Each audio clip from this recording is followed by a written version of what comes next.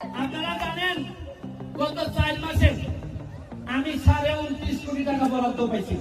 কত টাকা পাইছি?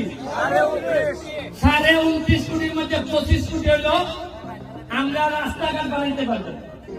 আপনারা জানেন গতকালকে চিঠি পাইছি, এই চিঠিতে আইছে প্রতি ইউনিয়নে 20 লাখ টাকা করে দেওয়া হবে, 23টা ইউনিয়নে 4 কোটি 60 লাখ টাকা দেওয়া হবে।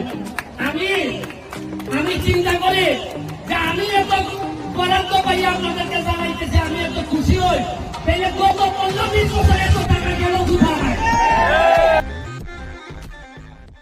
আপনারা জানেন গত 4 মাসে আমি 29.5 কোটি টাকা বরাদ্দ পাইছি। কত টাকা পাইছি?